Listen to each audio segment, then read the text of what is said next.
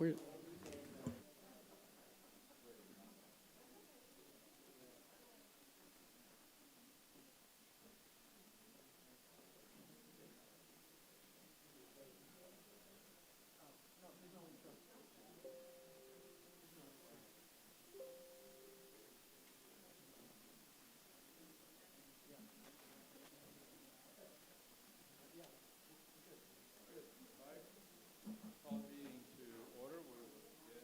Brevard County Budget Workshop, and I'll recognize Jim to kick it off. Thanks, Mr. Chair. Thank you, Commissioners. Oops, let me pull that up closer.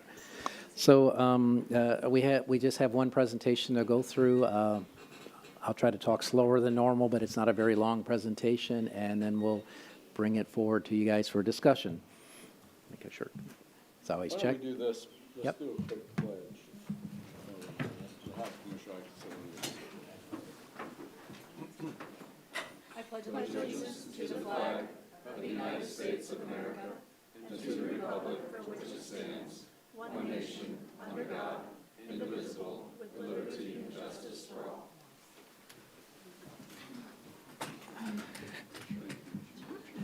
Do we need to vote on Goodson? Yes, we do. Thank you. I have a lot of support on this board to keep me in line. A motion be in order for recognizing Commissioner Goodson. So moved. So motion is second to allow Commissioner Goodson to call in. All in favor say aye. Aye. Aye. Motion carries unanimous. Commissioner Goodson, you are in. Thank you, sir. Okay, Jim. Okay, so with the slides, so we're going to go over a few subjects, the board direction, charter cap language, impacts, county comparisons, defining a critical need process, some general fund critical needs for you to look at. We also did add in additional revenue options for you to look at, and then questions and board discussion. See, and I'm already talking too fast. So at the March 19th workshop, the board directed staff to evaluate what steps it would take to be required to reset the general fund millage to a rate that would generate revenues needed to address the county's infrastructure and other critical needs. We're going to give you a little bit of background on the millage rate and some possible methods to look at on the critical needs. And then we're going to, as the board instructed, we're going to show you steps, we're going to present the steps that are required to reset the general fund millage. So this chart, you've seen it a number of times. This is just a reminder for all. We have underneath our charter cap, and you'll see the definition coming up. But underneath the charter cap, we're limited to CPIU or 3%, whatever is less. So as the taxable values, which is the red line, increases, you're going to see the millage rate drop, which is the blue line. So there's the examples we've had for the last seven, this is the last 7 fiscal years. And this is the chart we use to determine the CPI. Our CPI is the CPIU, and it's the average of the 12 months previous. When you look at the chart, the blue line is the CPI that we've been using to increase the revenue. It's the way the charter cap works. You look at last year's revenue, and you can increase by the CPI. So if you looked in 2015, our revenue increased by 0.12%. This coming fiscal year, which is all the way at the right, we'll be able to increase by 2.63%. The dashed green line is the cap. We're not allowed to go above 3%. So those 3 fiscal years in 21, 22, and 23, as you see, the inflation rate was higher.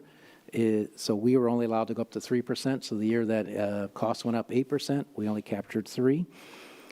And then if you look, this year's inflation rate, I went through already through March, is at 3.3%. The producer price index is up at 4%. I want to point that out because remember our 2.63% is a number from last year, 2025, but it applies to the budget that starts October 1st of 26 and runs through 27. So if we start facing 4% inflation as of now through the end of next fiscal year, our next fiscal year, we're only going up to 2.36%. So it's always a lagging number because that's just the way it's set up in our charter and the way we have to do with CPI. So it's just a reminder there, if gas prices don't go down and some of the other inflationary impacts, we won't be able to address them in the next fiscal year's budget. I'm going to point out the same thing we talked about the other day, just, and I don't mean to interrupt Jim, Mr. Chair, but, you know, that's CPI. So you can call that the inflation that government admits to. okay, at the federal level. But that's compounded, so it's a little misleading when you see the peak and it sort of goes down, because each of those years is compounded from the prior one. Yeah. And I can't give you the perfect math, because if you just do it based on the straight percentage, we have to do new construction and some other things. But those 3 years that we're maxed at the 3%, we were able to capture about 9.27% increase when the overall inflation rate was like 1.17. So we lost about 8% and that compounds year over the year. Once you lose it, you can't gain it back, because you can never go above the 3%. So those 3 years have had an impact, and I have a fear that we're going to see that later this calendar year and in the next fiscal year, that we're not going to be able to keep up with the inflation. This goes back to the previous chart. There's where our millage rate has dropped by 27% since February 2019. And then you look at the bottom, those are our comparison counties we look at when putting our budget together, that we have a lower millage rate than everybody else. And then if 2019, our millage rate was 3.9%, so the other 7 peer counties that we looked at, peer, P-E-E-R, only one had a lower millage rate, even we did before it started really going down in 2019. But that gives you an idea of what other folks are looking at. You only have 2 counties that have decreased over the last 7 years. You have 3 counties that have, you've had 3 counties that have decreased the last 7 years, and then you only have 3 counties that have increased, and then one, Osceola, has kept their millage rate the same. And so, when you keep the millage rate the same, if taxable values go up 8%, that means you capture 8%. Taxable values go up here 8%, and we have a cap of 2.6. We only go up 2.6%. So it's just a reminder of what we're facing compared to other counties. There is the exact definition of the finding a critical need. What you really need to see is about in the middle, where it talks about paragraph A and B. You have to go to your charter to look that up. But if a supermajority of the board concurs in finding that such an excess is necessary because of emergency or critical need, that finding shall be set forth the ultimate facts upon which is based and shall be valid for for one single budget year. In the packet, we also included, and we'll talk about it again briefly, but we included the last 2 times the board found critical need, and the resolutions in there. If you read through it, one of them was quite detailed, describing all the different critical needs. If the board went so far as that, that's the type of resolution we'd be presenting for you guys. Let you decide what you want to do. But you got it. If we declare critical needs, you have to be pretty well defined, and you have to follow the charter. The date process for that is we're going through the February through March, or February through May is the budget workshops and getting board direction. Staff will be turning in their department budgets early May-ish, I believe, like May 4th or something, somewhere in that neck of the woods. That's where they put together. Then we sit down, county manager, assistant county managers, budget office, go through all the requests. We sit down with staff. Each department will be presenting Memorial Day week and that first week of June. And then we start putting our heads together, start developing. We get the balanced budget, and we put the budget message together for you. July 13th is the date we'll be sending a proposed budget. What we do is, because July 21st is your tentative millage, so July 13th is when we'd have the draft agenda out, so we'll have the proposed budget put together for you guys then. July 21st, there's 2 major dates on here. The first one's in green. On July 21st, the board sets the tentative millage. So if you all decided to go to critical needs or anything else, that is the millage. You set the millage then, and you don't go lower than the millage you set on the tentative millage. There is a process you can go above it, but it's not worth talking about because you have to send out new trim notices, but you have to set that millage rate at that meeting. That gives the property appraiser enough time to put together the trim notice and mail that out to all the property owners throughout the county. The second important date is in September. And that's where the board adopts the tentative and final millages after the first budget hearing. If you don't adopt after the first budget hearing, you can't raise the millage rate at the final budget hearing. So those are important dates. So you can't go above on July 21st, and you can't go above and after the first September meeting. And you'll drink of water. Hang on a second. So we laid out there, there's the dates we put the budget together. We talked about critical needs. So the question is, if you decided to do critical needs and had a resolution, when would you vote on and adopt the resolution? And I hate to say the answer is depends, but the two times we've done it two different ways. The first time we did it, we adopted it in September 13th of 2016, and in 2019, we adopted it July 23rd, which was the tentative millage. So just to let you know, there's a couple different ways, and we follow whatever the board would tell us, whatever method the board would like. I have a quick question, if I may. Yes. What makes the determination between July or September? I have no idea. We kind of went back and looked, and the board decided to do one in September and decided to do one in July, so. So it's just no rhyme or Yeah. reason? Okay. So,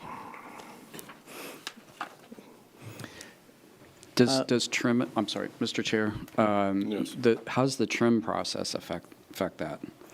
the trim, because critical needs, if you declare critical needs, you're going to go above the charter cap. So the trim, in July, you have to have sent out the trim notice with the higher, above the cap millage. Right. So if the board were to head that direction, because of trim notice, you have to get that to the property appraiser in July, so that she can send that out in August. I'm just, Yeah, there you go. That's correct, and just to add to that, you could set that proposed millage in July at the higher rate and then adopt the critical need in September, I think, which is what was done in that first instance. So the finding of critical need isn't really related to trim, other than you have to set that higher millage rate in July. And I should add that works for any millage, just not general fund. If you want to declare critical need on any millage, you got to make sure you meet the same timelines as we're showing off here. I keep saying general fund, but it would apply to any of the non-voter approved millage rates.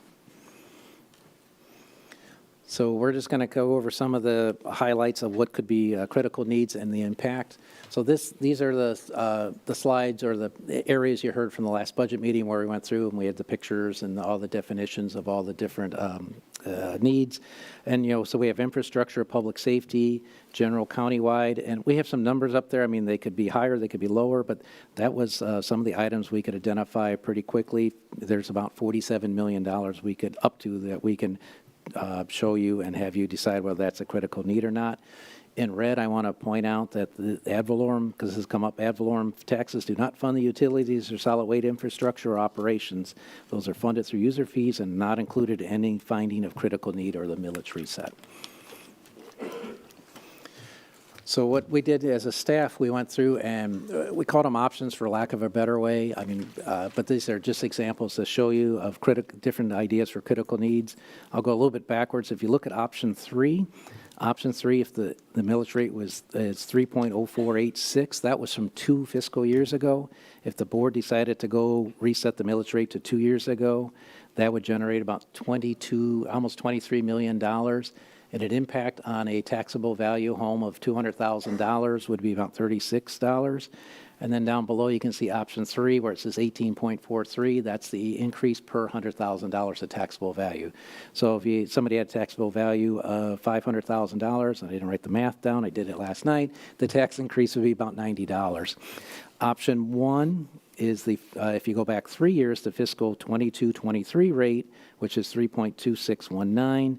The impact to a $200,000 taxable value home would be just under $80. That would generate about $39 million.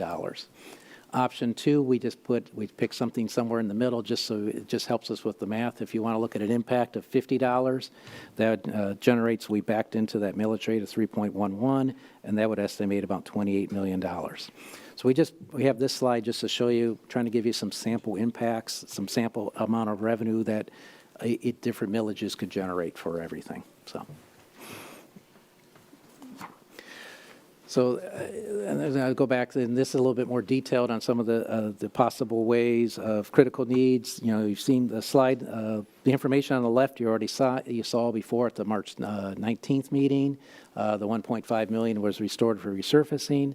On the right, we asked Public Works to put together. Those are some of the projects, if you declared a critical needs, those were some of the, if you declared the critical need for Public Works, those are some of the projects that we'd start on immediately in fiscal year 27, just to give you an idea what the needs are across the county, and they're pretty much everywhere across the county itself.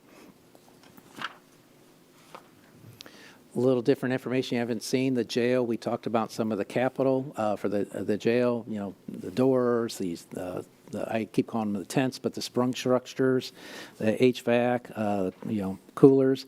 And then below you can see this is the cost increase, or the costs have been increasing. They include the jail operations and the facility CIP. The jail is pretty old. I've been here 35 years. It was old enough when I got here, and we've added on since then. So we are facing some jail needs that will be coming up in the next handful of years. This is information that you've seen before. That's all the facility, not all, that's facilities being maintained by Public Works of the facilities group. But we talked about all this in March, between the north area, the central area, and the south area. And I forget, in one of the briefings we got asked, the south area includes Vieira. So you're pretty much, when we say south, you're looking at Vieira South. Central is between here and 528, and then north area is above 528. It's not a bad way to divide up. The assets across the county aren't distributed evenly, but that comes pretty close to dividing each county into thirds based on the assets. Same information that you saw last time about Parks and Recreation. This is just to let you know that we have needs coming up in the next few years.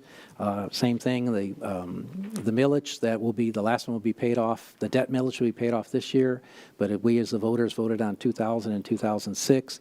So you're looking at structures and parks and infrastructure that has been built 25 years ago, and those are just the ones with the referendum. Doesn't include some of our older parks, so we do have quite a bit of needs coming back and forth on parks that we'll be facing and adjusting to over the next handful of years again. IT, same slide. It's in there just to point out that we will have some yearly costs starting in 27 down below for storage in our systems and working on our networks. I mean, there's small numbers compared to what you see in Public Works or the jail, but I want to point out IT is infrastructure. We can't get anything done without our IT, and they've been pretty good with us working on their budget, but we do have some needs coming up. I keep seeing the same thing, don't I, folks? So, Sheriff's Office, this is items that you hadn't seen at the last one, but the Sheriff's has the same issues, infrastructure, equipment, and operations. Infrastructure, there's lots on the jail. Equipment, they have, I believe, over 500 vehicles in their fleet. I'm an old transit guy, so I know that's a lot of turnover every year, a lot of needs on their equipment. And then operation, we have a lot on the county jail. We have inmate food services, medical care. Both of those, as Commissioner Feltner pointed out, the CPI that they're admitting to. We've all been to the grocery store. I mean, I'd love my groceries to only be at 2.6%. I don't believe that number for groceries. And Medicare, medical care, same thing. That is not at 2.63%. That's a much higher number. So the Sheriff's Office are facing the same issues there as we are in our budget. Public safety, I'm going to kind of go counterclockwise on the slides, but at the upper left-hand corner that's in the orange, what we want to point out is that the board is public safety is the number one priority, and we've been following through that the last handful of years. So public safety, which includes sheriff, fire rescue, and the medical examiner, their share of the general fund has gone from a little over 53% to just under 60% in the last 5 or 6 years. When you take a look on the fire rescue side, you can see, and I'm not criticizing or anything like that, but I'm just pointing out there's the investment we made with our firefighters. Last year in 2025, their comp and benefits is $71 million. We're expecting this coming year $91 million. That's all part of their contract that they just received, we agreed to. And then when you look at the upper right-hand corner, as they call it, the blue side, the emergency medical transfer, their amount of funding went up over a little over $10 million in the general fund. That the board told us to focus on public safety, and so that was the balanced budget we delivered to you guys last year, just showing what some of the impacts were. We talked briefly with the sheriff with medical care, but don't forget we're an employer too, so we're facing the same pressures that we're getting on both health insurance and on the risk management. Homeowners see it through their homeowners insurance. We see it through our property insurance, our workers' comp, auto liability, all those regular insurance things that everyone faces. You can see that our balance forward, or basically our money in the bank for employee benefits, has dropped from $40 million to about $23 million. And on the risk management side, 20 million down to 4 million. And I explained at the last meeting that we're going to take a closer look at how we allocate the cost, how we come up with the cost, how we deal with everything. But I have this slide to point out to you that, so let's just say we need to raise health insurance by 10%. Well, that 10%, that's 10% more in the fire rescue budget, that's 10% more in the sheriff's budget. So we got to, I'm sorry, I didn't back it in the right way, but what we got to do is we got to keep that, we got to stop the bleeding on employee balance forward. We got to start balancing out, because eventually you're going to run out of money, and you're going to start putting the backs on the back of the departments, but we're funding the departments with all our own money. So we got to pay this no matter what, whether we put it in their budget or whether we shore up the fund. I didn't explain. Could I ask one technical question, Mr. Chair? A quick one? Okay. What happened with sovereign immunity this session, or are they not done with that? 300 or 500, sovereign immunity went up. And we're expecting Melissa at the last, there's Melissa, so. Yes, please. Just curious. So, good afternoon. So House Bill 145 was passed by the legislature. My understanding is it never got signed, but it never got inserted. Sorry about that. So I'll repeat myself. House Bill 145 did get passed by both the Senate and the House. It was not officially signed, but not vetoed by the governor, so my understanding is it's going to be law, effective October 1st. The limits are increasing to, I believe, $350,000 per incident and $500,000 per event. Okay, thank you. Yeah, and that will increase our premium on our risk management side. So we'll be facing increased costs. Yeah, so we are self-insured up to limits currently, and then have excess coverage as well. So our excess coverage costs will likely go up, but also our claim cost in that self-insured portion is going to go up dramatically as well. Thank you. So, to be honest, Commissioner, I'd look a little bit better if I look at my notes. What the point I really want to make with employee benefits is, and risk management, those funds affect all budgets, whether you're board, constitutional officers, general fund, enterprise fund, special revenue funds. It affects across the Could we board. take a quick break? break? I need to go into the restroom. Okay. No, it's-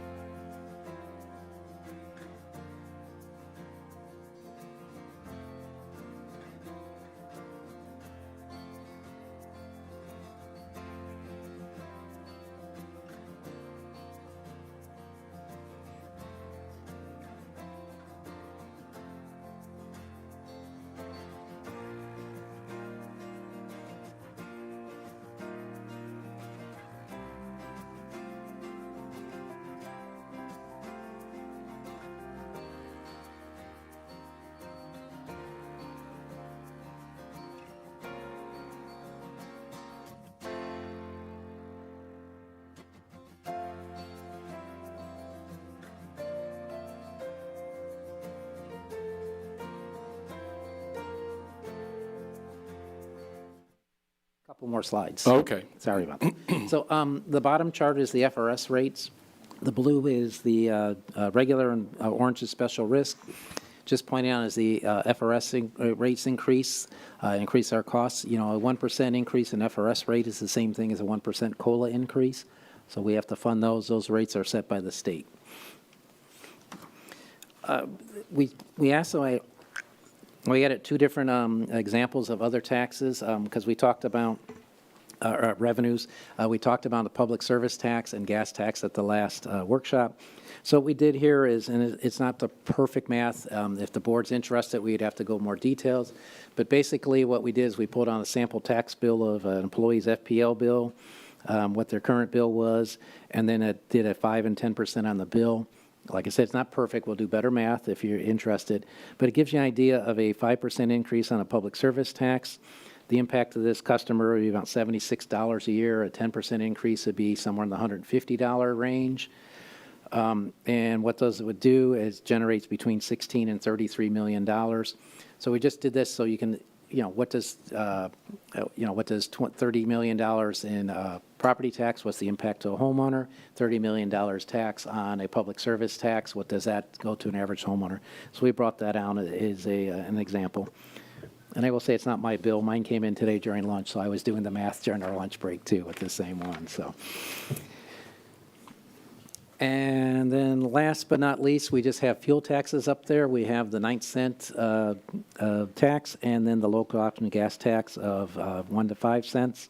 So we also, if you look in the light blue there, the consumer went through, we did 50 gallons a month. I went through a few studies. It looks like the average monthly consumption per vehicle is about 48. I saw a couple that say 48 to 50. It's dropped from 55. So I asked the budget office put together based on 50 gallons just for the easier math.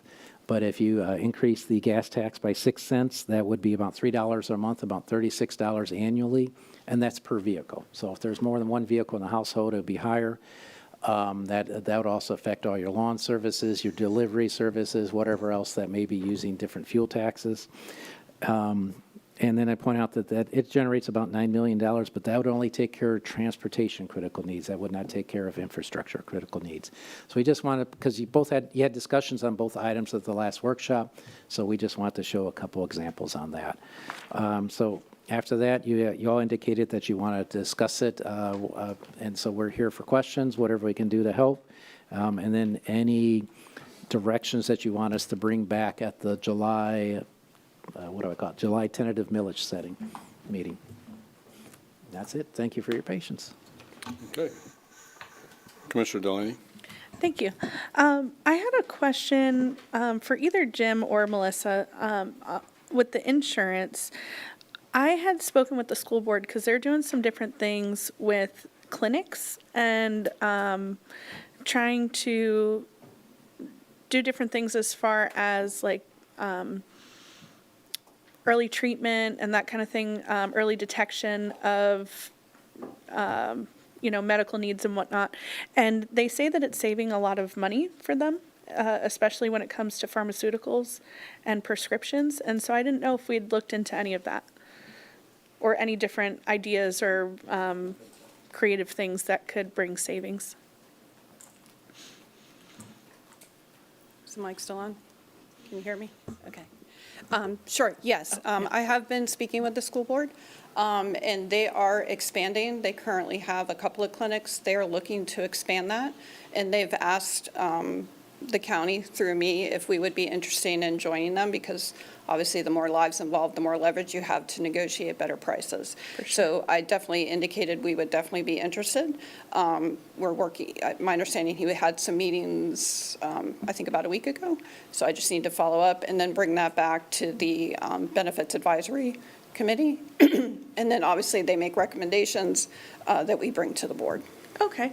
And just from your initial conversations, do you think that that could be a possible direction we could go? Or are there other things out there that people are doing that are bringing savings to the insurance issue? Sure. So right now, kind of the current status of the industry, there is a lot of push towards direct contracting with providers as opposed to going through negotiated rates with insurance companies. So we are definitely exploring options there, and this is one piece of that. Cool. Thank you. You're welcome. I guess I'll kind of just throw out my thoughts for different things that are on my mind. One of them is the idea of bringing back the Sorrel plan that we have right now, not talking about the renewal, but the plan that we currently have with the dollars we already have, and seeing are there any infrastructure projects or land acquisition projects that we could implement through those funds that would still work within the Sorrel plan that could help in this, because it's funds that have already been raised. And even if taxes do need to go up, this is, maybe we could make them not have to go up quite so much if we make some different choices as far as the Sorrel plan goes. And then the other thing I was thinking about was employee salaries and the raises, and the possibility of looking into a tiered situation rather than across the board. I don't really know exactly how that would look, but I just figured it's something we could talk about. Those are just a couple things, but I'll open up the floor to anybody else, and I've probably got more, thoughts going on, but I'll let other feedback come in as well. Yes. Just a couple of things during your presentation there, and since you still have that up about the gas, do we buy gas in advance, so we're buying it at today's price versus what's going to happen a month from now? I mean, you see things with even airlines who are in serious trouble because they sold a ticket at a certain price and then gas has gone up. So how do we do it, or how can we do it because we know we're going to use a certain amount of gas? I'm sorry that. No, you're good. I'm sure it's today's prices. Kathy's nodding. I will tell you, as a transit guy back, I can't remember when it went up. I had a spreadsheet. I budgeted 83 cents a gallon for diesel, and it got to $1, and I was panicking. And at that point, we were paying $5 a gallon for diesel. So there was especially independent transit agencies. It can work, and oftentimes it also doesn't work, that you do your futures contract. Southwest Airlines was famous for doing it. They had a couple of years of savings, but when their future contracts came due, their prices went way up.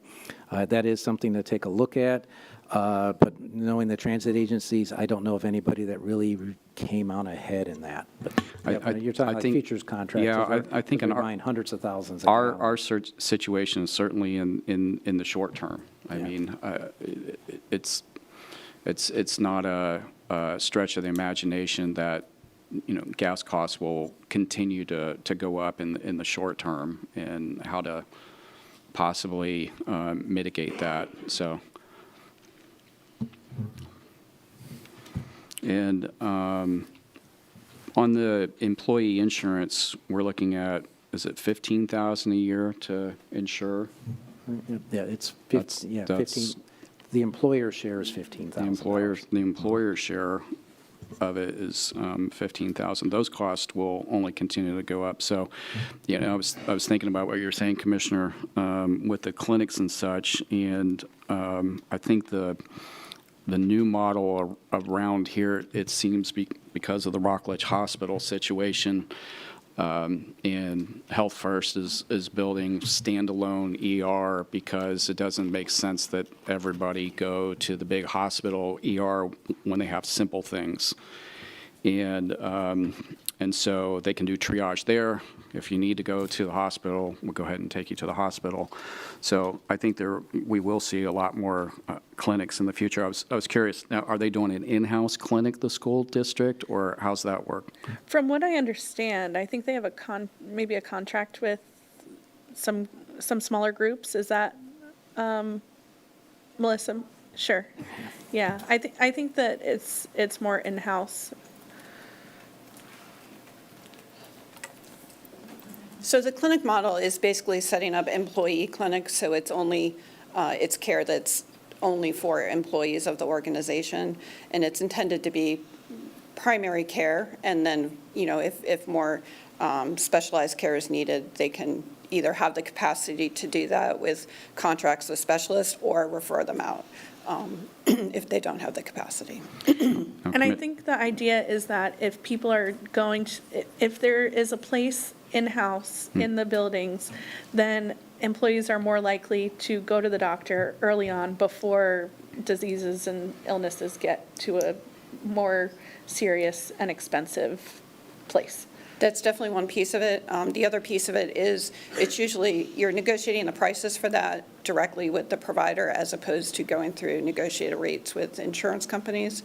So you're not paying that overhead and all of that with the insurance companies. So there's kind of multi-level of benefits to it. Typically, the hurdles have been the upfront cost to establish, brick and mortar clinics. If there's a way to do it, which I think the school board is looking to do with kind of established groups, that you're not having to build buildings or purchase buildings, that it could be more feasible and It'd be less nice upfront if we cost. could share it with them across the Yeah. street. I mean, we have a lot of employees there, here, and Yeah. and they're across the street. It's interesting, too, and Commissioner Altman will remember this very well, the doctor of the day. In the legislature during session, they have a doctor of the day, and when the doctor of the day wasn't there, travel or whatever, there were always a couple of members who are also doctors, and so they became the doctor of the day. And I certainly remember one time going in Doc Renuart, and I'm like, I got the crud. He's like, Z-Pack, here you go. And just that fast, I was off the Walgreens, and that didn't cost anybody any money. So for the easy stuff like that. Okay, very good.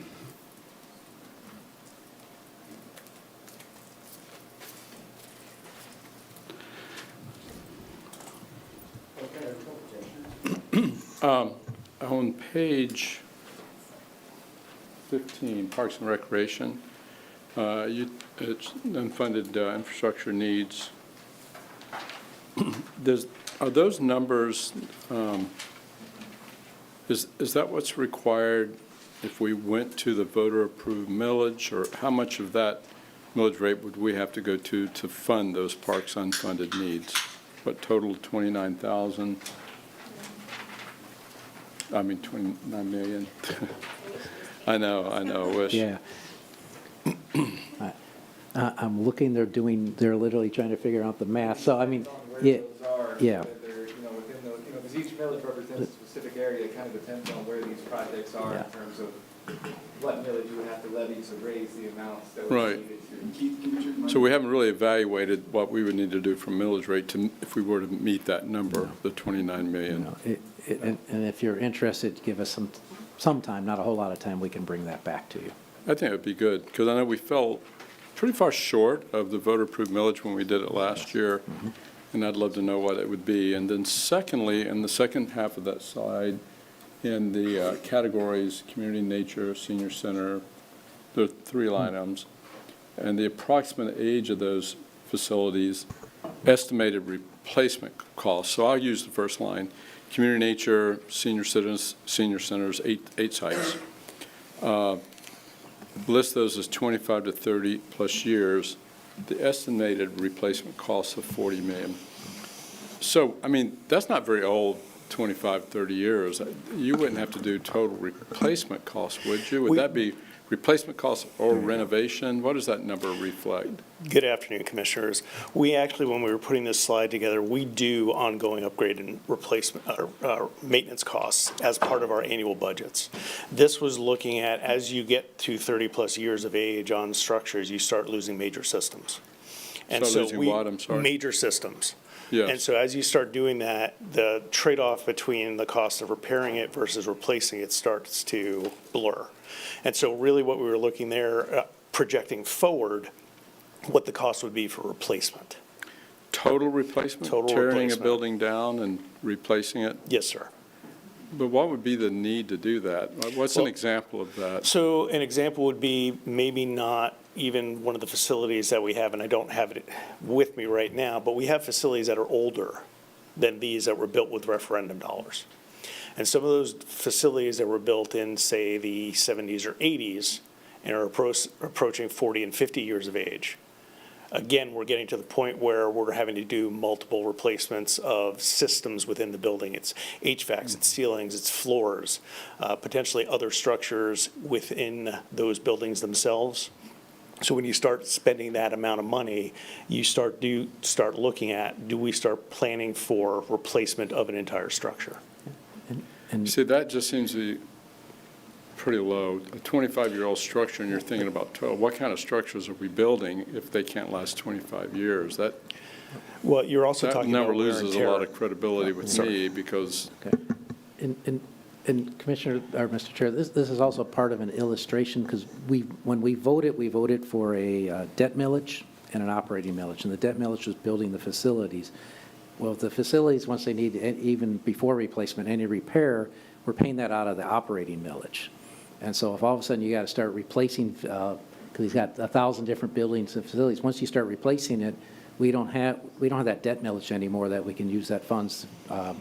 We have no ability to issue new debt to replace those buildings or improve those buildings. That's all going to come out of the operating funds. So that's going to put new pressure that we haven't seen with parks ever, because those millages until 2000 didn't exist. So that, I mean, it's not a tomorrow issue, but this is an issue we're probably going to be facing over the next 5 or 10 years, and how do we do that? I guess I'm having trouble. Let's just say a nature center. Yeah. That's 25, 30 years age, and you put a estimated replacement cost. That's the total replacement cost of a building of only 25 years. I can understand if it was the air conditioning or the roof. So again, the idea was we were trying to project out, not maybe for next year.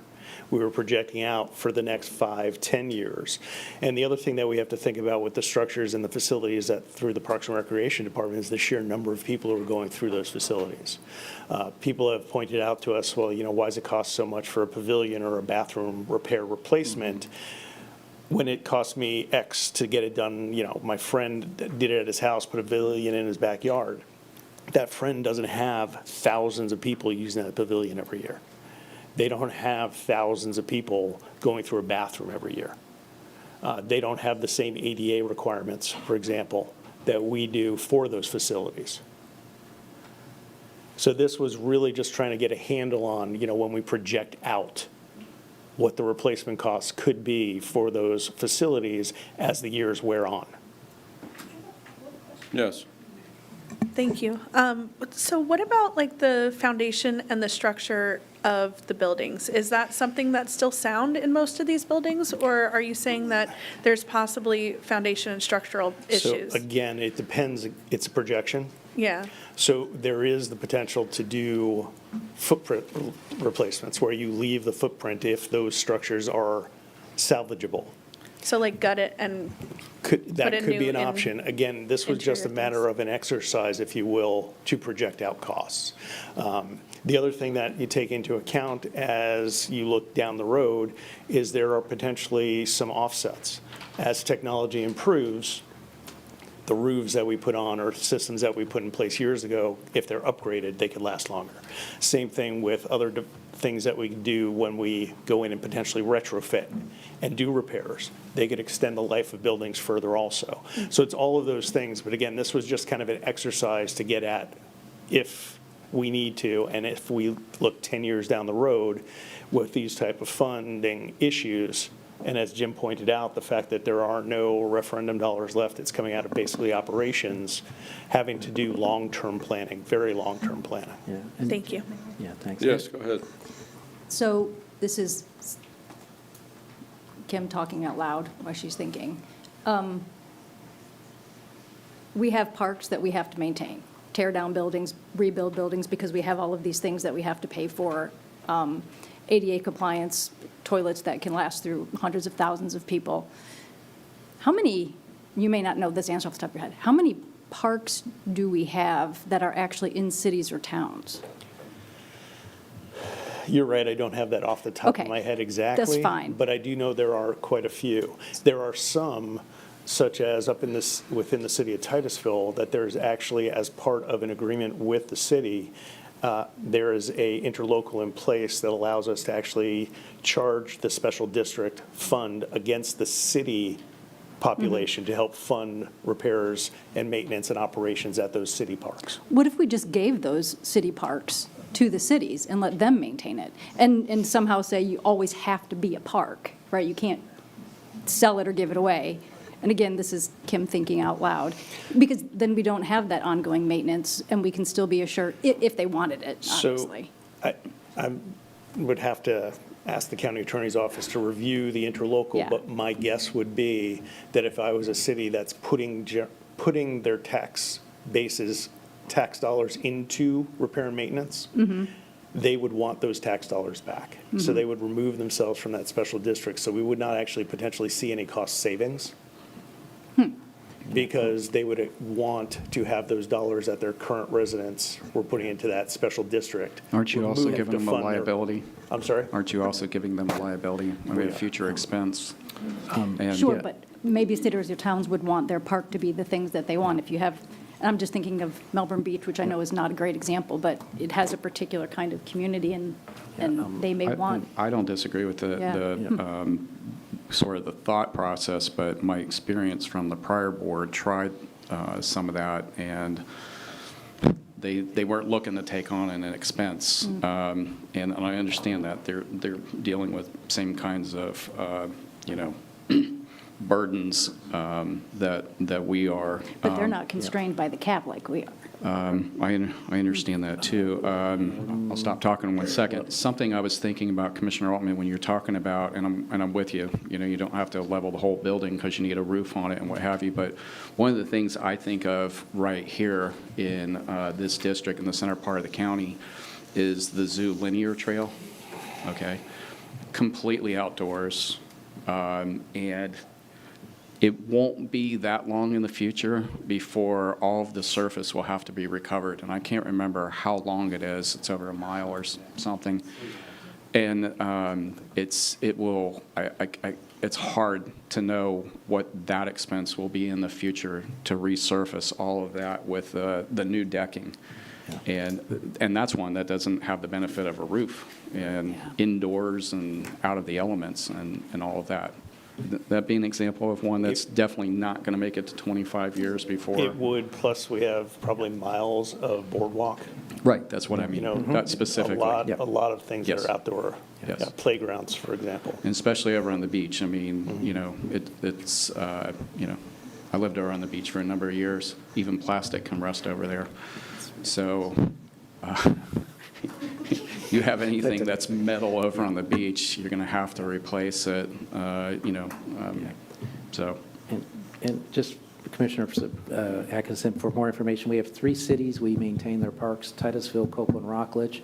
Cocoa and Rockledge is with the Special Rec District 4. That's what District 4 was way back in the day. We just negotiated a new contract with Cocoa. We were pretty tough on Cocoa to make sure that, above $5,000 costs. I mean, it took 2 years to get that contract done, to make sure that this, more of the burden was put on the cities. Their contract, I believe, Rockledge expires in 31. I forget which tax we share with the city of Titusville, but we maintain with the city of Titusville because the same way, so we collect the tax and spread that money out. We have given or returned, or whatever the proper word is, the number of parks. Palm Bay Regional, which is now known as Fred Poppy. That was just before I got up here, and that was 5 years. And with the agreement with the cities, we funded 5 years, or gave them enough money for 5 years for the transition. I know Palm Bay is now struggling with those parks. That's come up. This is just Jim giving you a heads up. We had I don't know the exact title, but it was a gun range up in Titusville. That was one of the first ones we gave to the folks without a reverter clause. A lot of that because there was lead, we don't want that back. But, if we can get the cities to work with us, you also want to be careful on the reverter clause because, I'm not saying Palm Bay is doing this, but you give a park to Palm Bay, after 10 years, they may not be able to afford it, and then they hand it back to us. Right. And that was. In worse shape. Yeah, and that was a lot of negotiation with the city of Titusville. If we handed the parks back or with Cocoa, we handed the parks back to them. They wanted to make sure they were properly maintained the way they were at the beginning. Same thing if somebody hands it back to us. So it's not as easy, but yeah, I mean, it's something. But I think that the gun range was the last time we've transferred any property to a park or a private group that we used to maintain. Yeah, without a reverter clause. Yeah, And it was the first I know of without a reverter clause. No, I'll just go back on community nature centers, 25, this building here is 25 years old, relatively new buildings. You wouldn't propose 25 years old, you wouldn't propose tearing this down. Or let's look at the Melbourne Library. That's right, 30, 35 years old. You wouldn't even dream of tearing that down. So it just makes me question, I can understand if it's an open air boardwalk Yeah. at the ocean or something like that, but I think we need a lot more analysis for those numbers to be valid Yeah, we're not. than what we have. Yeah, we're not coming to you right now saying this. Okay. This is that the bottom part here is a critical need that we need to address this now. Just a demonstration, but yeah, like, this building is 35 years old, and we've already, rehabbing the bathrooms is over $1 million, or pushing $1 million to do all the bathrooms. It's Right. complex. So the Parks is going to be facing the same issue as they all age, too. So, but And again, I will emphasize, this was a projection. This was not saying just because they were 25 or 30 years old, they had to be replaced. This was, Okay. they're 25 or 30, they're on our radar as 10 years down the road, maybe longer. It's something we have to start planning for. yeah, and the other, Okay. and this is from the last presentation, because we talk about infrastructure, and we all talk about roads and bridges, drainage, infrastructure is IT, we talk about buildings, but parks, what's that? He's got over 1,000 buildings and facilities. We all forget about parks. They spend a lot of time on rehab, building, repairing, what I learned is parks are parks. Parks is the ground, and the facilities, recreation is what the programs you provide. So parks takes a lot of money to keep it up and maintain.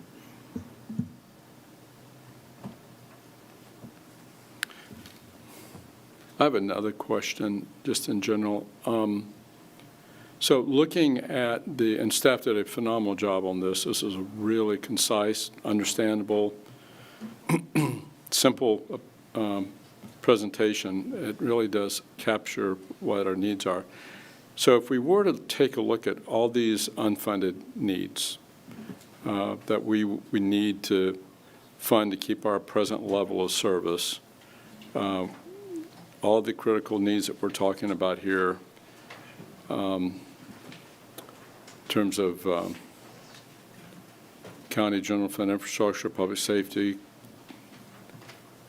what millage rate would we need to pass to fund what you have presented here? I mean, I talk about the county jail,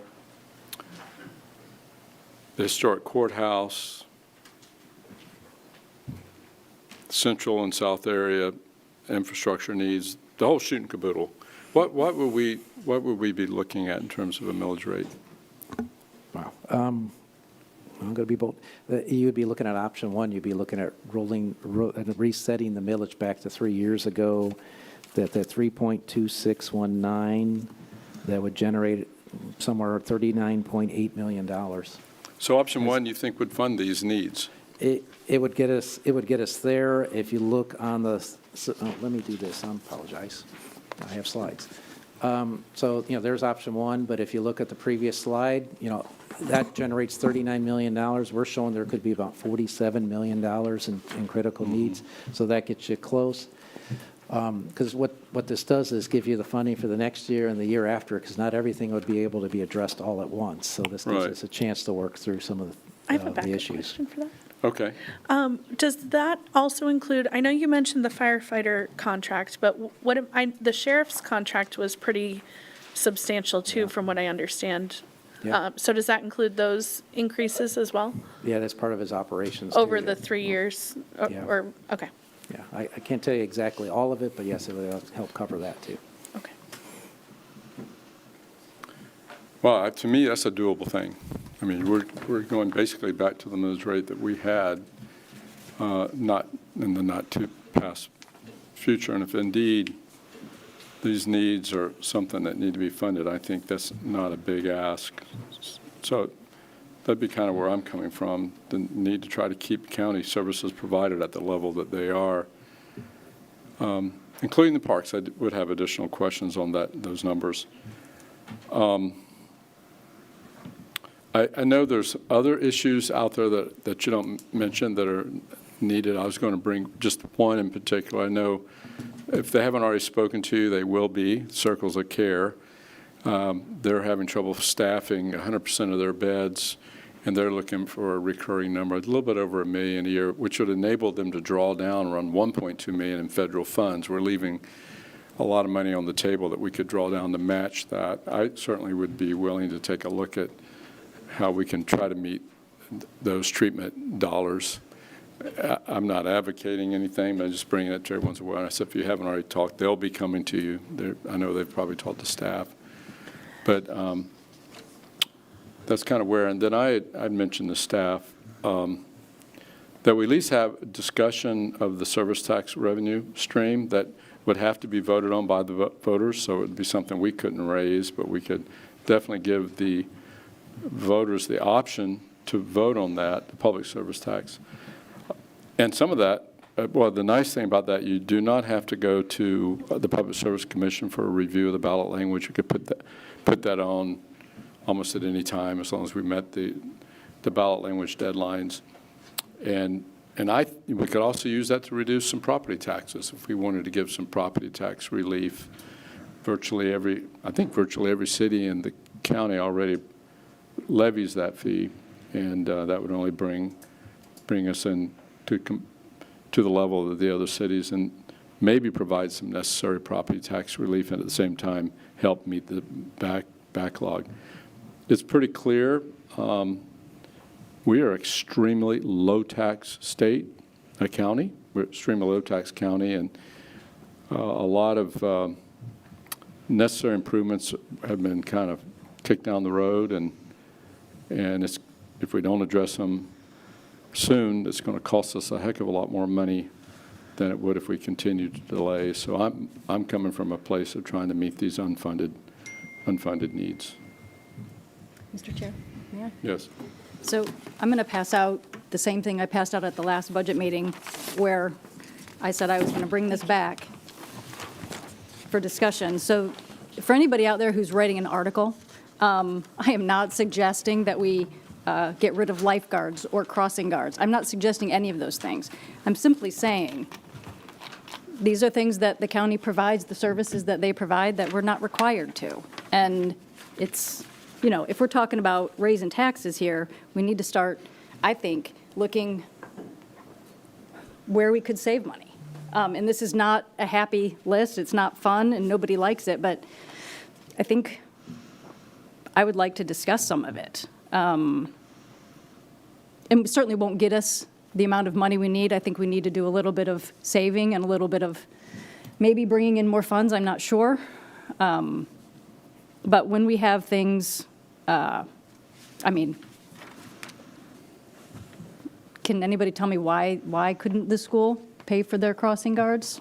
We already know that they're about to raise their.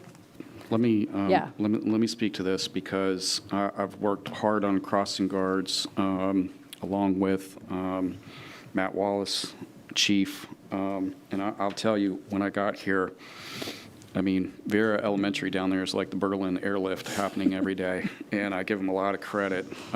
They make it work, and as you know, I'm working on a light down there and asking the legislature just every which way we can to get that done.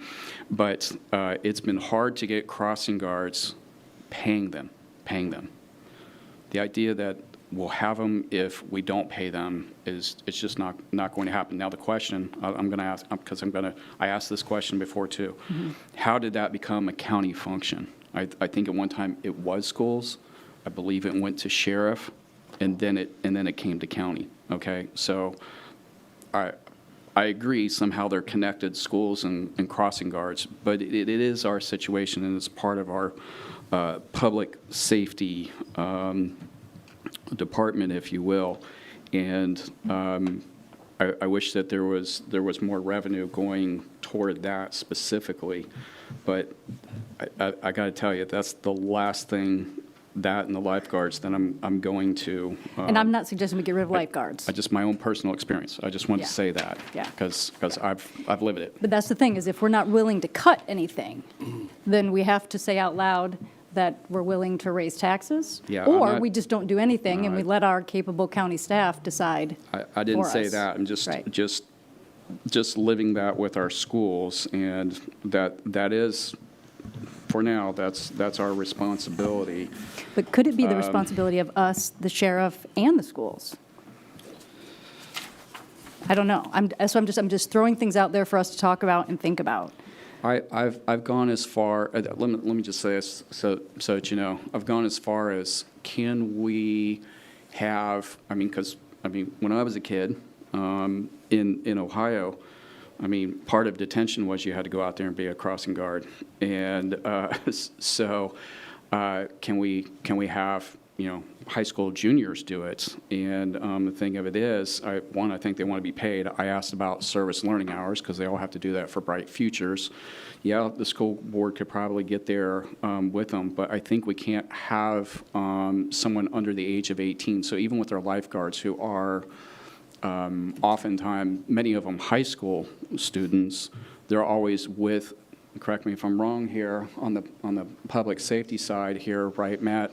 They're always with a lieutenant lifeguard who's 18 and over, right? Isn't that the situation? And again, I am not saying that we're not funding the So we can't do lifeguards. that. No, I'm just, but even on just taking the crossing guards as an example, Yes, sir. that sound? Yes, sir. Those public safety functions, 18 years older is really for liability's sake, is kind of where we draw the line. Yeah. Yes, sir. So we've really sort of peeled the onion on that one, and it's extremely difficult. I didn't mean to interrupt you. I just wanted No, that's to fine. say on that one issue right here, where there's 7 school zones, we live it every day. Since you brought up lifeguards, the other thing is, I'm not saying that we don't fund them. I'm saying, could the TDC do it? Well, it does. We're But 100%. continuing to shift the costs, because as you know, Brevard's property owners paid 100% of the lifeguards, and Torres paid 0% of the lifeguards. So even I petitioned the legislature to turn that around so we can use tourism tax to pay for the lifeguards. Expanding the services, or the area is what made the bill go up, sharply, right? And we were there with the prior board. And so, and I can't remember how much Peter's got in the budget for this year. We were just talking about, oh, there's Peter. Okay. Good afternoon, Commissioners. Yeah, we currently have 1.56 million in this fiscal, and right now, and going into next year, I've got budgeted 1.6 million. None of that, by the way, is coming from the beach fund, which, is always an option. Of course, that's a little concerning, because that fund has to go to paying Army Corps of Engineer projects, so you don't want to go dig too deep into that, but. And we were just talking, was it Friday? I came up, we were Yes, talking sir. about this. And so I think in probably the next few years, we get there 100%, where 100% is, and 0% paid by Brevard's residents. But I think you got to get there in a couple of steps. So we've taken, since the prior board, we took a big half step, and I think we got a few more steps to get there the rest of the way to pay for. And, my motive in there too was, when we were at impasse with the firefighters, because of trying to move cost out of their silo. And so ocean rescue is part of fire rescue. So that was and because we had the increasing coverage and those expense happening quickly. So I have a question.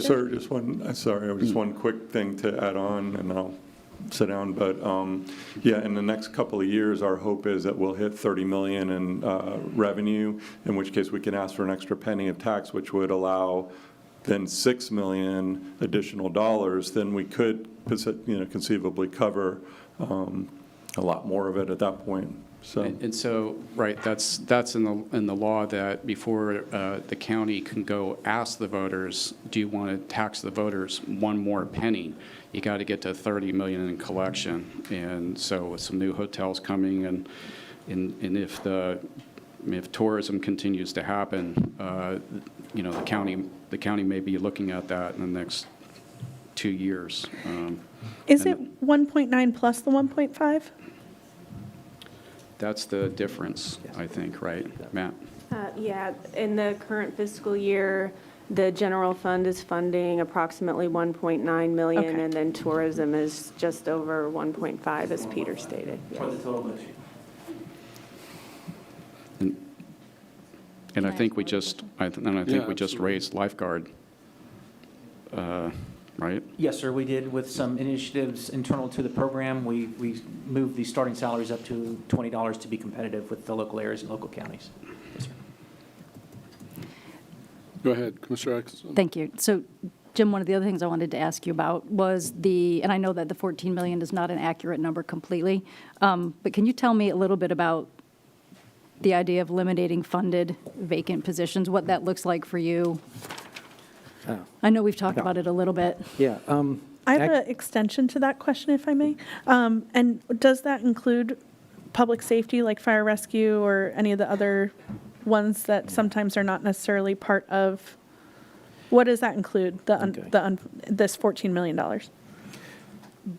That, I don't know what includes the 14 million, that's Commissioner Atkinson's number. And I'll get to the positions, but it gave me a segue.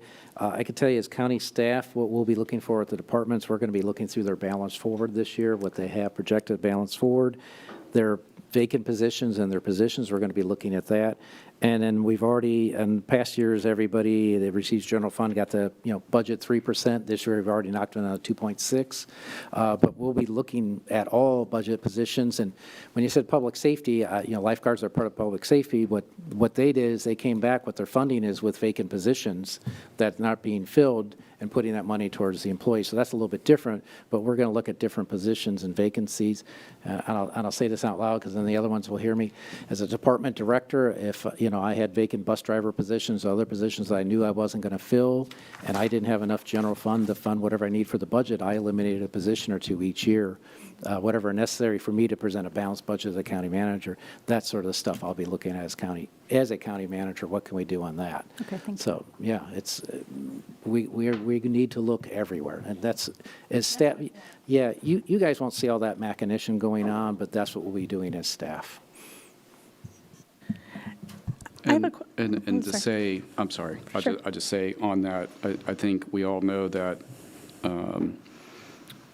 you have a position in the county manager's office that you've held off in hiring. Yep. I mean, we're all cutting where necessary. So I mean, just as an example, just right on the other side of this wall, there was a position not filled. Yep. I have a question. What about, I know Jim, we had talked briefly about vehicles, and that was something that you were going to be looking into possibly, and then it'll come back to me. You go on that, and it'll come back. Yeah, There's- and Budget Office has developed a different method on how we're going to be reporting purchasing of vehicles, replacement versus expansion. I go back to my lizard brain as transit and vehicles is, I said, if you get a new vehicle, expansion is expansion. So you have 10 vehicles, you need a new vehicle for expansion, then you should have 11. But if you're replacing 2 vehicles, you shouldn't have a fleet of 11 again. So we'll be trying to compare those numbers. And as we go through some of these are multi-year things. We're going to be looking at balance forward, where we are in projects, the vacant positions and what positions aren't being filled. What was the other note? The lower of the percentage and with vehicles. Some of these are, and what we're going to do with health insurance and how we implement risk management. That's going to be a multi-year risk management thing. Risk management I was thinking of as we go through. So, I mean, vehicles will be included in there because it's, and I could tell you even last year, not everybody got their vehicle requests that they requested. I remember the second part of my question. What about, and this is going way into the minutia, and I know that, what about things like, of course, I've brought up the stoves in the park buildings, some of the things like that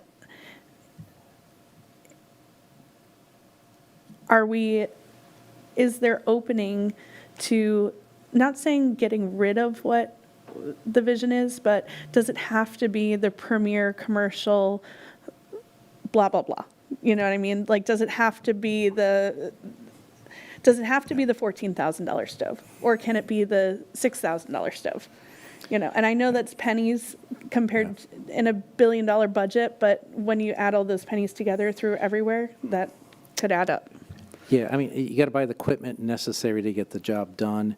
I'm looking at the carpet, but we're kind of cheap to begin with. I mean, we're careful on how we spend our money. I mean, if a Toyota Corolla does the job, we're not buying a Jaguar. So already, so I mean, and the staff or departments when they present their capital equipment, along with their CIP projects, they have to show it and justify it to us.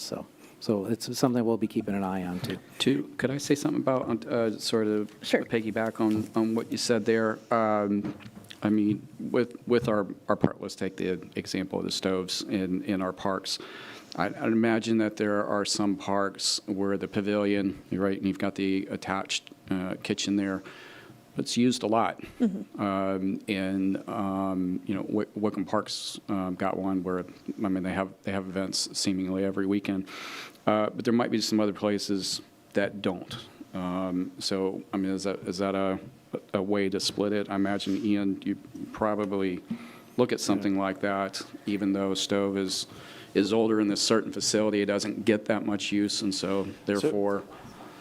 So we do look at usage, but we also look at sometimes the more expensive avenue is the better for longevity. So for some of those stoves that, are 6 versus, say, 14, first thing is we budget 14. Doesn't mean we're paying 14 for those. Because They were budgeted at 25. Again, I don't remember off the top of my head, but that just gives you an example that what we budget is not what we always pay for the item, because we do look at getting quotes. We also look at piggybacking to see if we can get the best deal possible if there's another city or county across the state that's negotiated better rates. So we do try to maximize those savings, but we do have to look at what the usage is. One of those stoves was for the Gibson Center where there's a school in place. And so they're doing meals for school 5 days a week. Plus they're running activities on the weekends. But like you said, there are some that potentially don't, and so we do take that into account. If I could just give an example, like one of the things was the Tom Statham building. It now has like commercial refrigerators and stuff in there. And so I don't know if that's totally necessary, and so that's just, I don't disagree with you in situations where you have an off-site caterer who's coming in to do whatever that may be, and that's a beautiful park and that facility and everything. But if you're doing a wedding there or something, you have an off-site caterer come. I imagine that they make plans for cooking their food themselves and storing everything. So maybe some of these facilities don't necessarily need that because of that reason. Well, and again, sometimes we brought up vehicles earlier. When we do vehicles and we look at those, we look at what peak need is. And so you have to purchase to whatever that peak need is, because when you need it, you can't not have it. So it's the same with vehicles that potentially have higher clearance rates for eels if they have a washout and they need to get to something. It's those type of things that we have to plan for.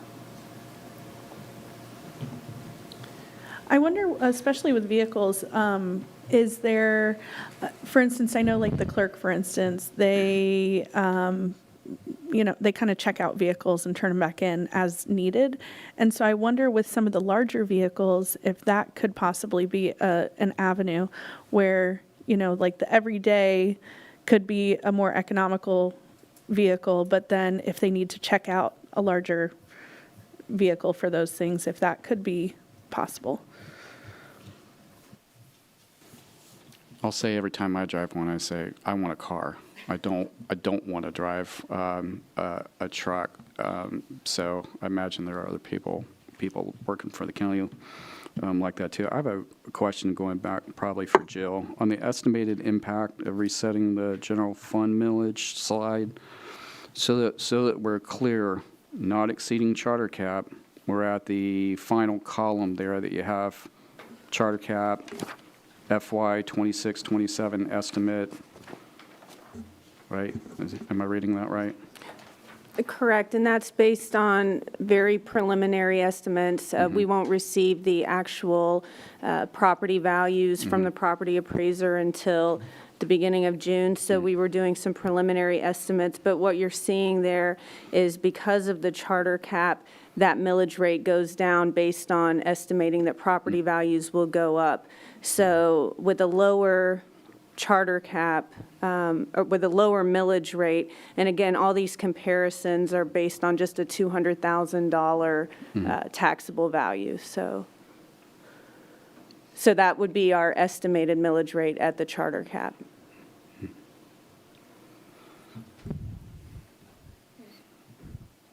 I won't be voting to exceed the charter cap this year. Okay, so we understand where we are as the staff is going to be working this summer to prepare a budget.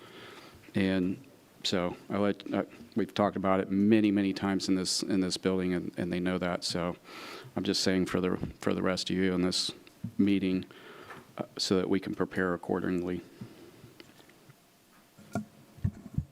If I may? Yes. With that being said, could the conversation be opened back up about, say, the Sorrel dollars? Because I know we had talked about funding, and I know we didn't necessarily say it would be out of Sorrel dollars, but doing something with flooding, especially for North Brevard. Listen, I think you have to. Right. Okay, so, and I said to you that I would work on things up in the north end of the county, and I'm going to make good on that. I think whether you're talking about wetland restoration type project that also has the benefit of flood control. Right. But with the primary focus on keeping that runoff out of the Indian River, Right. I think that's how you get there. And I sure. think you have to do some things. Now, this board, we had, you remember not very long ago, we had a settlement agreement on a Burt Harris case, and we were able to work something out that I suggested some things, and we all agreed where Sorrel could buy a piece of the property, and Eels bought some property, and all together, we were able to get something done where they're going to get stormwater retention, flood control in Merritt Island, desperately needed, and able to settle that case. So we don't have to continue to litigate it. So I just suggest to you that I think going forward, we have to do things like that. I don't even think it's a question, really. Okay. And so one of the things that was brought to me by a couple of residents in D1, Laura Lee and Vince Lamb, they had come to my office, and there was a property up in Titusville that they were talking about that people have tried to rezone it over the years, and it's never gotten support to get it rezoned. And part of the reason is because it's got massive amounts of wetlands there. And they showed me a presentation about, the effects that would have, and possible benefits to keeping water from heading to the lagoon. The other thing that I was thinking about was Fay Boulevard and some of the other places in Port St. John. We have some broken drainage pipes and with steel plates on them. And so if we fix those drainage pipes, that would also keep the water going to where it's supposed to be going, rather than tunnel down the street to the lagoon. Let me say something too on the Eels portion. I had talked with the Eels folks, even back when I was a candidate and now as a commissioner, that looking at Eels properties, I've suggested to them the thing that's less painful for the county. Okay, if you consider taking value off of the tax roll, but if you have properties that aren't paying that much in tax, and then they become an Eels property. Right. As far as future tax rolls, that's less painful for the county. So you're talking about some property that maybe doesn't have a high value on it because Right. it's problematic anyways. Right. Just as far as cannibalizing the tax roll, that's less painful in the future. Right. Right. And off of Singleton, there's all that land there that is low quality wetlands. And so that is something that, it would be astronomically expensive to develop. but could give benefit, for protection. We've done the 100-acre hollows, so we voted on that a couple of times, and that's going to be the best eels property in my mind in this district, because there sure. just isn't much opportunity for that. And I think if you remember an earlier meeting when we first brought that before the board, I said I want to reserve the right to put stormwater there if we need to, because ironically, it has 4 basins that was originally going to be a packing plant, 35 years ago, and it never turned into that.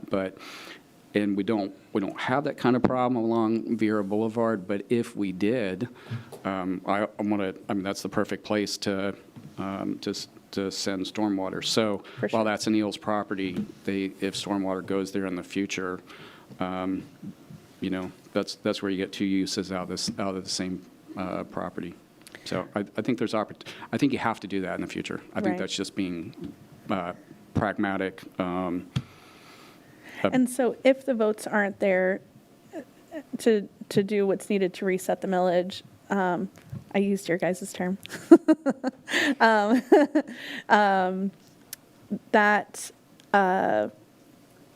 that could be a way to also get some infrastructure projects done.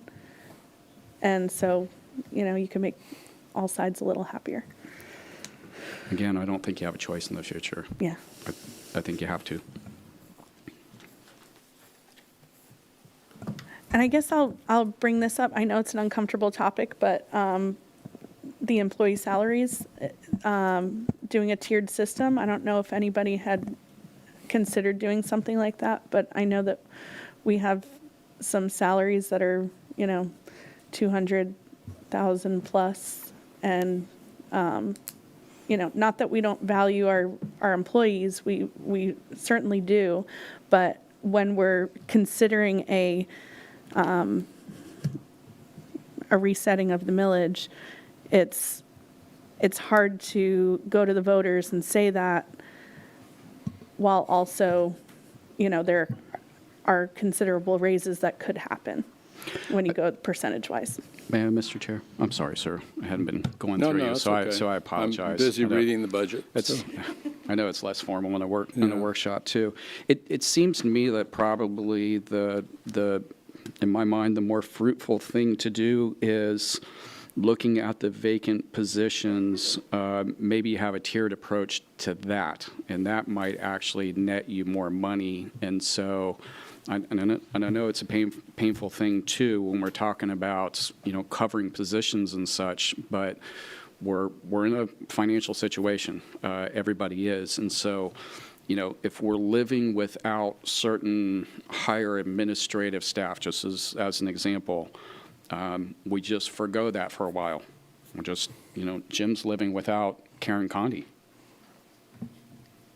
I'm sure he would like to have Karen Condi up here today, but he's doing that, and so I think if you look at it that way in the vacant positions, and we all agree that on the bottom half of those vacant positions, those are things we really do need. You really do need folks out there fixing things every day.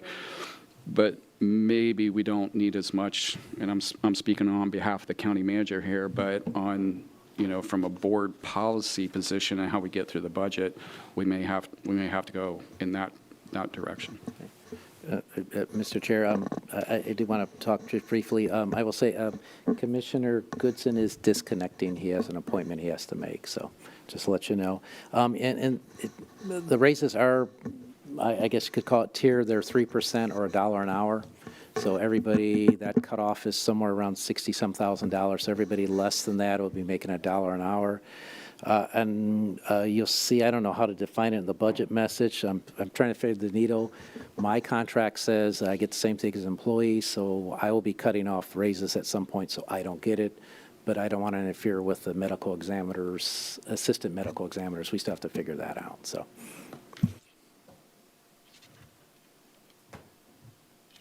Is it possible we could take a break? Maybe that's. I have a couple things. I just wanted to, I know with Goodson leaving, does that mean we need to end our meeting soon, or we can No, continue? you can Okay. continue. Yeah, you're fine.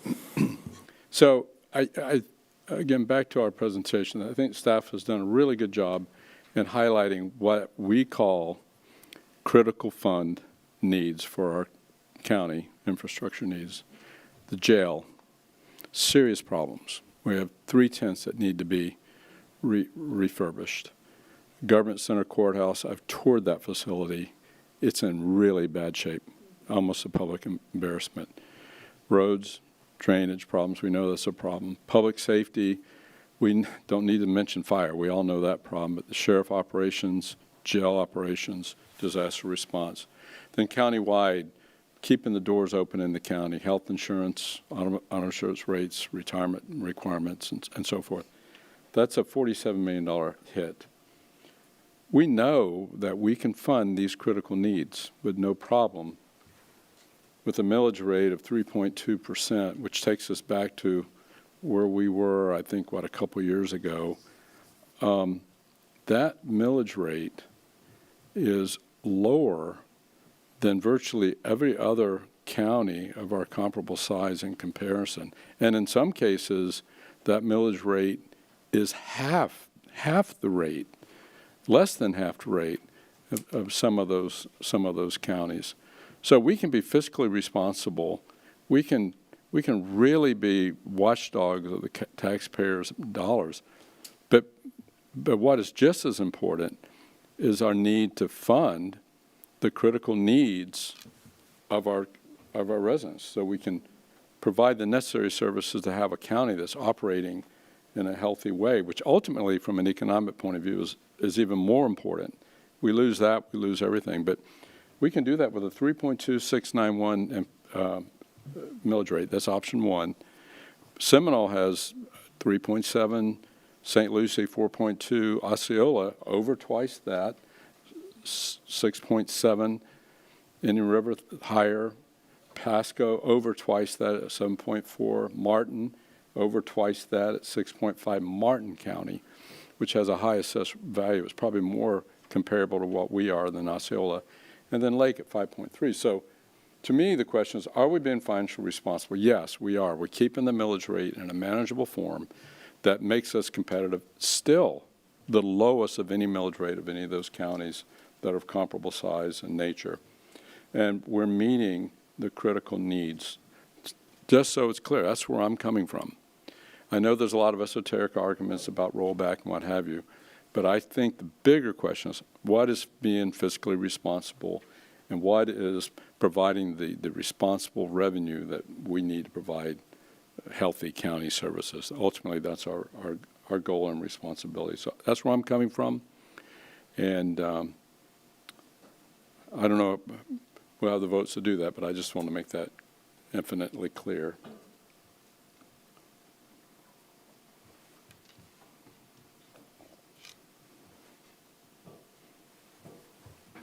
Do any of those other counties have a charter cap? I mean, I'm not trying to be difficult, but I mean, that's what has allowed that situation in other counties where they're much higher than we are. So it's something that I respect. The voters put it there, and I knew that when I was seeking this office, and I do respect it. Well, there is a provision to penetrate the caps. And I think we're at that critical nature. I think obviously we still have a millage rate substantially lower than those other counties, but I think there's a reason that they put that ability to penetrate for those critical services. May I, sir? Yes. So I think, from my perspective, we have a cap that the voters voted on. We have a critical need, but I don't feel like I'm hearing a lot of conversation about cutting costs. And that's hard for me to be comfortable going with option 1, raising it as high as we can, if I just don't feel like we're having a good conversation about cutting costs. And obviously, staff is still working on this, but that's where I am. I'm just not comfortable with asking the people for more money if I can't tell them, look, we've cut as much as we can, and in fact, we've cut things that have upset you, or almost got there. So that's where I am. That's where my brain is at the moment. And I don't differ. I think we need to fund critical needs. That doesn't preclude our constant desire to cut where we can cut and doesn't cut to the bone. So I'm not saying that that's a bad thing. I'm just saying we've got to fund these critical needs. So that's where I'm coming from there.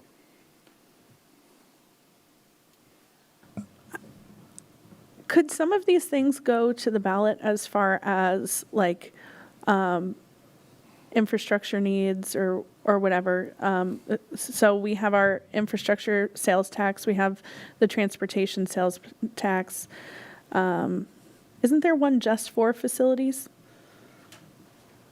I can't remember. I don't think have that's the a thing. very good point, and that's one of the reasons I asked the staff to include the service tax, because if we chose to maintain the millage below the cap, the charter does provide for us to ask the voters. We could put that on the ballot, giving them a choice to see if they wanted to fund those critical needs, and the public has been very responsive to that.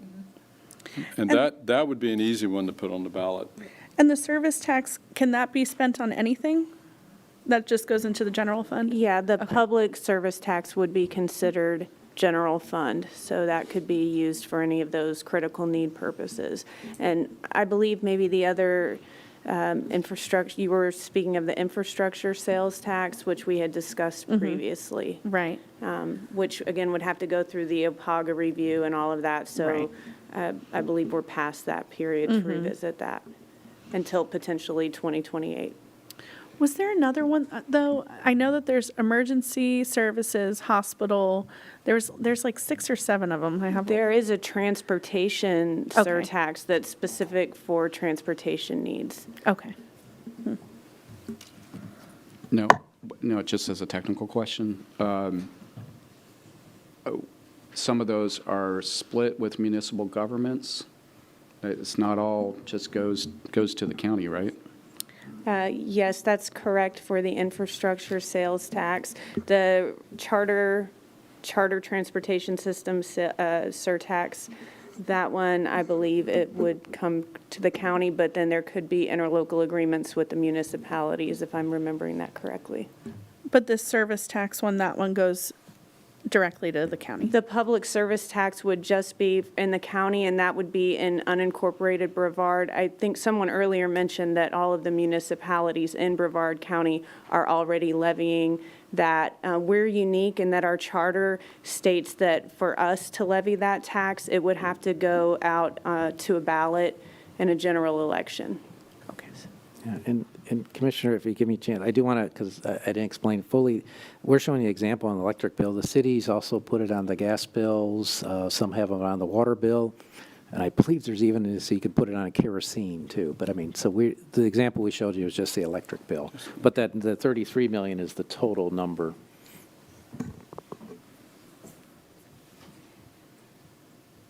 What I like about that is those people that are driving electric cars and not paying fuels tax have to pay their fair share, which, being one of those, I think that's a good thing. I drove 26,000 miles a year, Yeah, and I don't have yeah, I think people like I should pay their fair share.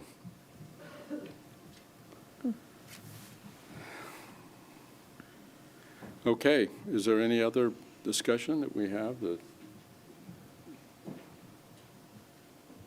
staff have anything they wanted to close with? Do we have public comment? Yeah, I think we do. Could we possibly take a 3-minute break? Yes, before we do absolutely. that? Okay. Let's take a 5-minute break. Then I can go too.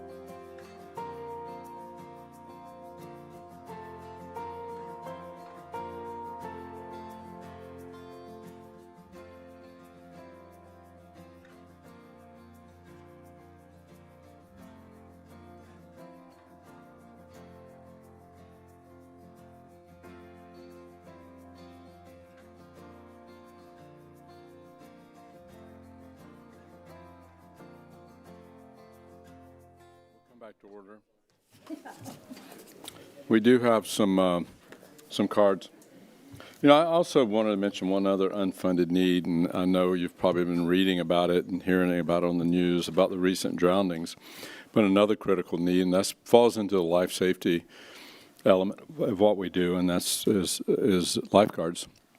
And certainly that's going to need to be a part of our discussions when we look forward into the budget and funding critical needs. But our first card for public comment, unless there's any other questions or comments from the Commission. Stell Bailey.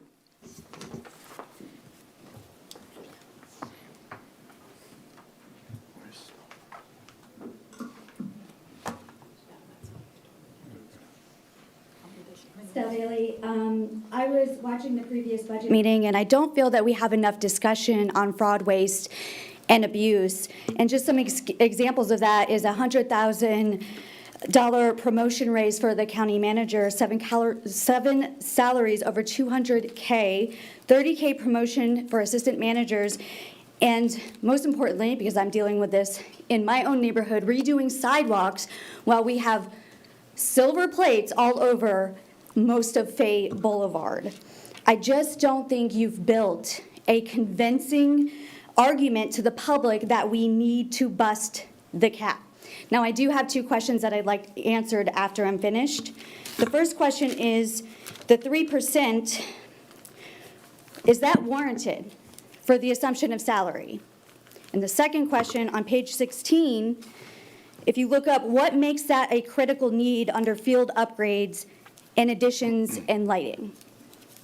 And those are my 2 questions. And lastly, I do want to say, Commissioner Atkinson, I appreciate you doing the list and actually trying to find areas to cut waste. Thank you.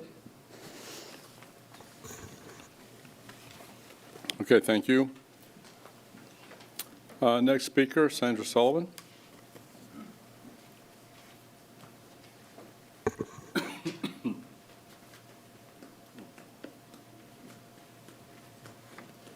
Sandra Sullivan from Waves Action. So when you were talking about the CPI, it's currently 2.63, which is less than 3%. So maybe we shouldn't bust the cap, which is 3%. When you look at other counties, and this is in your own presentations that you've done on budget, the transportation tax, other counties, that's what they use.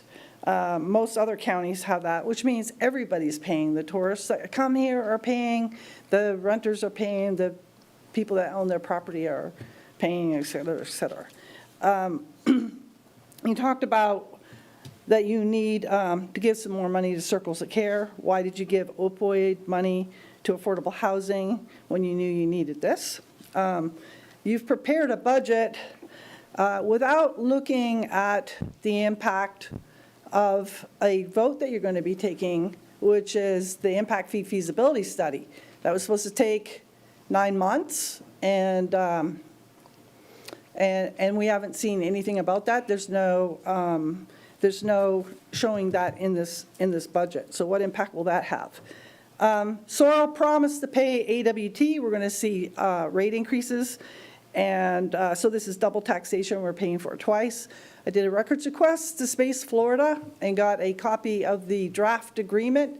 It does not have any funding coming from Space Florida to pay the number that was mentioned as $130 million that was needed to upgrade that plant for Space Florida in the December meeting. That is not represented. So in addition to busting the cap, we're looking at higher water and sewage, which was updated also in 2022. I think it was 22% aggregated over the few years. We're looking at potential new service tax fee, an increased gas tax. If you're going to increase Parks and Rec, it should be to a referendum and not just busting the cap, as you have done in past years. And we're looking at increased a stormwater assessment at another county commission. You haven't talked about that, to address the flooding. And so when I look at Sorrel, I look at it, it should be an infrastructure surtax as Florida Statute 212.055. And we were made promises to match state funding for AWT and other things. That hasn't been fulfilled. I look at that as a stormwater, septic, and sewer tax is what it should be for infrastructure, but it is not. And so in the end, the people are paying for the cost of development for all the growth that is happening in Brevard, largely because we've kicked the can down the road for 25 years on impact fees. And then we didn't see organic conversation here at this table about cutting costs. It was brought up like just a conversation so we can say we did, but there was no real conversation. For example, we doubled the budget for the Economic Development Council from about $700,000 to $1.4 million, and they did not deliver on results to get the funding for Space Florida. So that's an easy one to cut right there. So that about sums up what I wanted to say. So I'd like to see some serious cost cutting, and I would like to see not all the burden put on we the people. Thank you. Thank you. Okay. Rick Heffelfinger?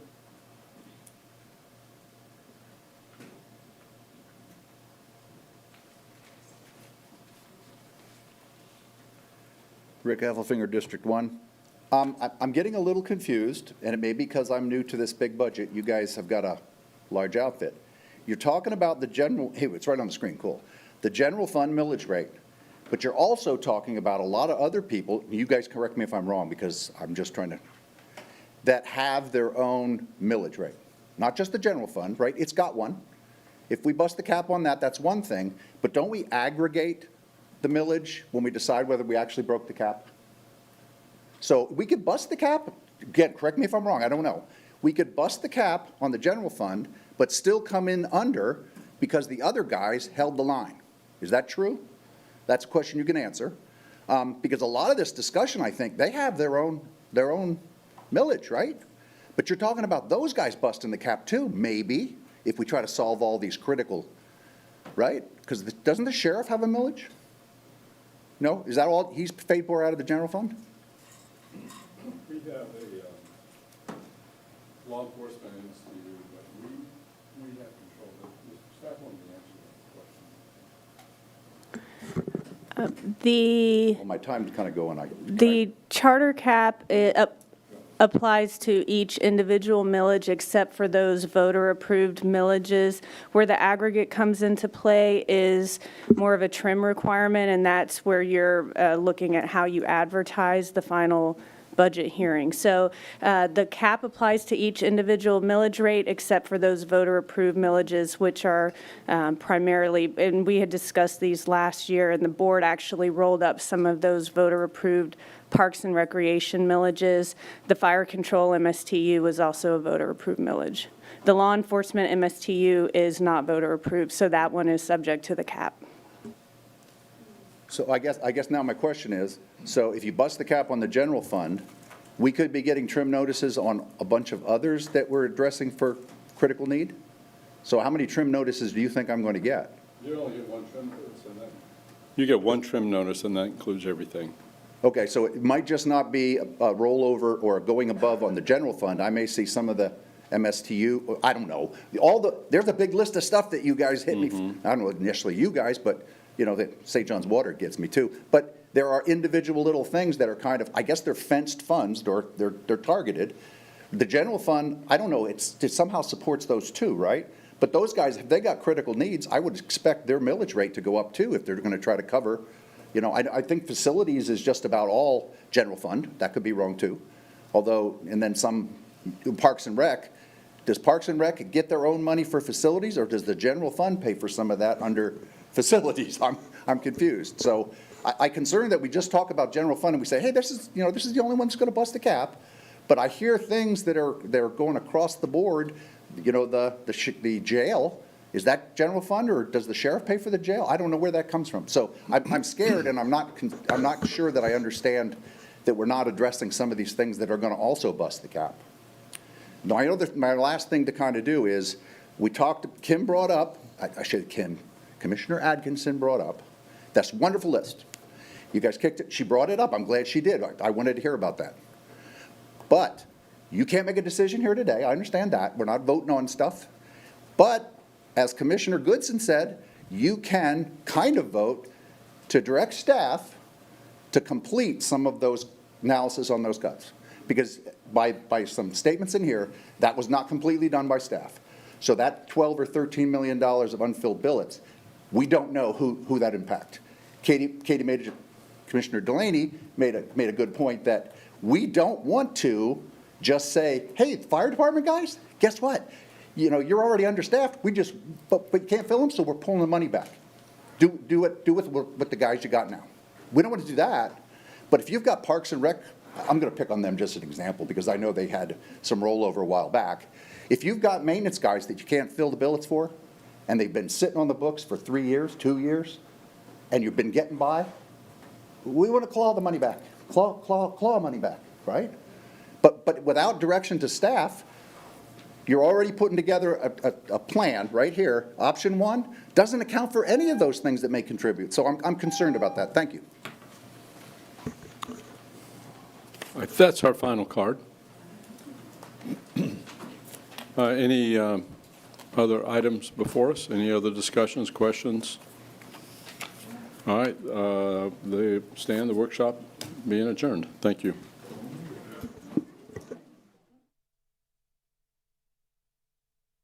The opinions expressed by any member of the public during any period of public comment do not necessarily reflect the views or opinions of the Board of County Commissioners of Brevard County, Florida, Space Coast Government Television, or the program sponsor, and are solely those of the presenter. The Board of County Commissioners of Brevard County, Florida, Space Coast Government Television, and the program sponsor hereby expressly disclaim any and all responsibility or liability for any defamatory or slanderous statements expressed by any member of the public during any such period.